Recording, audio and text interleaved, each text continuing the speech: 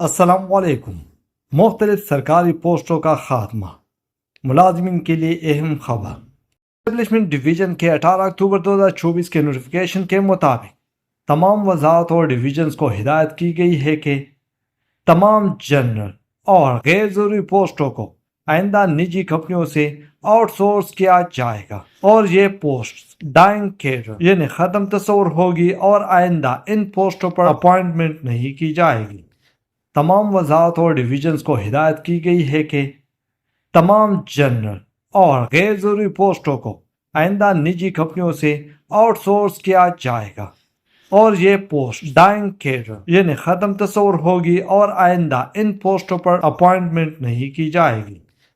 اس letter کے پیرا number 3 میں ان پوسٹوں کو دیا گیا ہے جنہیں نجی کمپنیوں سے آؤٹ سورس کیا جائے گا، اور یہ پوسٹ آئندہ کے لیے ڈائنگ کیڈر کنسیڈر کی جائے گی، یعنی ان پوسٹوں کی کریشن اور ان پر اپوائنٹمنٹ نہیں کی جائے گی۔ یہ شامل ہے نائب قاصد، خدمتگار دفتری، چوکیدار، سیکیورٹی گارڈ، فریش، کلینر، خاکروب، sanitary worker, sweeper, washer man, مالی یا gardener, record sorter, helper, cook, barber, loader, attendant, D M O, carpenter, electrician, lift operator, plumber اور آیا وغیرہ۔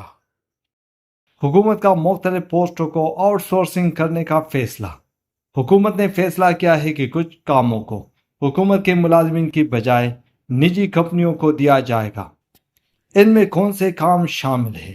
صفائی، پلمبنگ، باغبانی اور دیگر مختلف پوسٹ۔ کیوں یہ فیصلہ کیا گیا؟ حکومت چاہتی ہے کہ اپنے ملازمین کی تعداد کم کرے۔ حکومت چاہتی ہے کہ اپنے کاموں پر خرچ کم کرے۔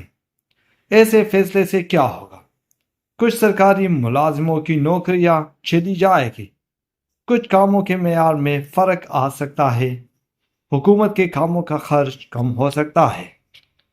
حکومت کا مختلف کاموں کو آؤٹ سورس کرنے کا فیصلہ۔ حکومت نے فیصلہ کیا ہے کہ صفائی، پلمبنگ اور باغبانی جیسے کام اب سرکاری ملازمین نہیں بلکہ نجی کمپنیاں کریں گی۔